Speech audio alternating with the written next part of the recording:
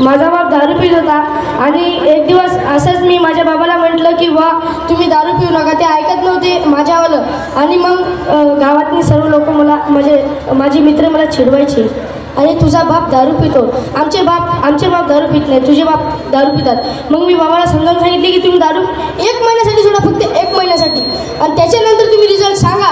जर का तुम्हाला चांगलं वाटलं नाही तर तुम्ही डबल पिया, आहे का नाही बरोबर.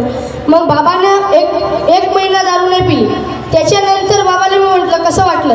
बाबानं 1 वर्षात डायरेक्ट गाडी घेतली. म्हटलं 1 वर्षात गाडी घेतली. एवढंच बोलून मी माझे 2 शब्द संपवतो. सगळ्यांनी दारू सोडा, आपल्या आईबापाला सांगा फक्त दारू सोडा म्हणून.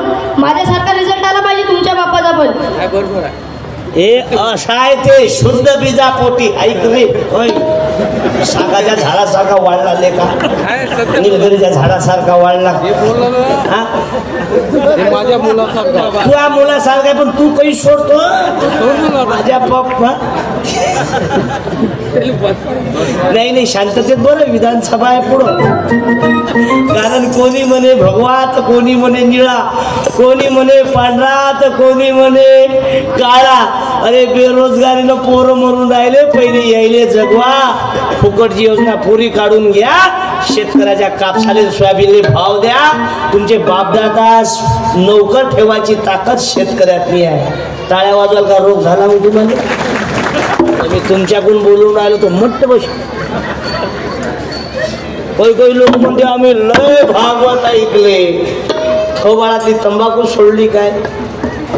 अबे गारगोटी पाण्यात राहते, गारगोटी शेवाळते पण नरम होत नाही. तसं काही जातीतले काही जसेच्या तसे राहिले.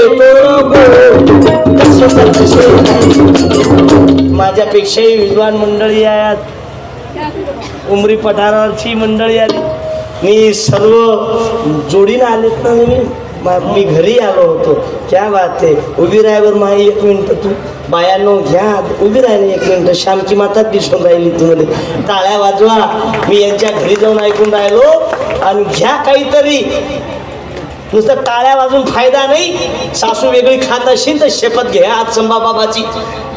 सासूबाई म्हणा त्या बाई तुमचा गॅस वेगळा नको, आता एकच आपण जॉईंट खातं काढू. लाडकी बहिणीचे 1500 रुपये खात्यात आले, 500 रुपये तू घे, 1000 रुपये मला राहू. देवावर पिंडीवर पाणी जरूर टाका, पिंडीवर पाणी जरूर टाका, पण घरचा महादेव उपाशी मारू नका. काही बाया गडवाच्या त्या मिश्रा महाजन सांगितलं 1 गडवा बाया भरून चालल्या भरण्यावर. हाती तांब्याचं भरणं चला. त्यांच्या गावात अक्षरशः आमचं भागवत झालं होतं. त्यांच्या गावात ते तितके लहान होते, पण त्याच्यानंतर त्यांनी जे काही भागवताचे कार्यक्रम केले, स्वतः आपल्या गावासाठी खूप पंकजपाल महाराज झटले आणि त्यांनी आदर्श गाव बनवलं. त्यांच्या गावात गणपतीमध्ये भागवत झालं आमच्या एका पुतण्याचं, आमच्याच पुढे परिवारातलं. आणि त्या गणपतीमध्ये भागवत आदिवासी मंडळीनं घेतलं सगळ्यात. आणि त्या ठिकाणी ते गाव एवढं परिवर्तन झालं की एक ट्रॅक्टरभर गुलाल उधळत होते. 6 महिने ते जात नव्हता रंग. ते पैसा खर्च होत होता. ते त्यांनी फुलातने टाकलं, फुल टाकले, 2 पोते फुलातने ते काम करून टाकलं. साऱ्या गावाला बासुंदी चारली. आणि एवढ्यानं काही मला समाधान झालं नाही. त्यांनी व्यसनमुक्त झाले, भट्ट्या तोडल्या.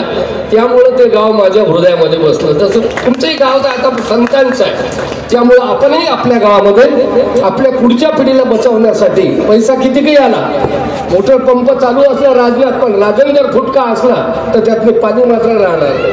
मग सरकार देऊ का, शासन देऊ का, किती काही देऊ, आपलं राजनाचा छिद्र बुजणं फार महत्वाचं आहे. व्यसन सोडणं म्हणजे राजनाचे छिद्र बुजणं आहे. हे लक्षात घेतलं पाहिजे. याच्यासाठी भागवत आहे. दुसरी गोष्ट म्हणजे डोंगरे महाराज इथं आहेत. मी नाव घेतलं त्याचं. आता त्याच्याबद्दल जर सांगतो म्हणलं तर आणखीन कीर्तन दुसरं सुरू करावं लागलं. गाडगे बाबाचं खरं कार्य त्यांनी आपल्या आता सगळ्या जगातल्या संतांना जे आवडणारं कार्य ते केलं. मी त्यांच्या उद्घाटनाने सुद्धा होतो आणि माझ्या मतात मी सुद्धा जात असतो तिथं त्या सगळे त्या दर्शनाने, त्यांच्या कार्याच्या दर्शनाने आज ते दोघे जण हजर आहे. मी त्यांना पण नमस्कार करतो की जे का रंजले गांजले त्याशी म्हणे जो आपुले. त्या वृद्धाश्रमामध्ये मी गेलो असताना विचारलं त्यांना, तर ते म्हणतात डोंगरे महाराज म्हणजे आमचा मुलगा वाटते मला.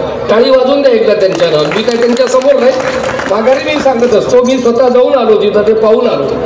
म्हणून तुम्ही काय ठरवायला पाहिजे याच्यावरून की डोंगरे महाराज जर बाकीच्या एवढ्या 200-300 लोकांच्या ते बाया माणसं आपले वडील किंवा आपली आई समजून ते सेवा करतात, दुसऱ्याचे आई वडील असूनही आपण त्यांची सेवा करतात, त्यांचं सुख दुःख पाहतात, तुम्ही फक्त तुमच्या सासू सासऱ्याचं सुख दुःख पहा, एवढं जरी पाहिलं तरी तुमच्या घरी देव आल्याशिवाय राहणार नाही. डोंगरे महाराजापासून घ्या. सद्गुरु संभा महाराज की, सब साधू संतन की, दातोडी वाले की जय. भाग्यवान आहे तुम्ही, तुमच्या गावात संत जन्माला आले.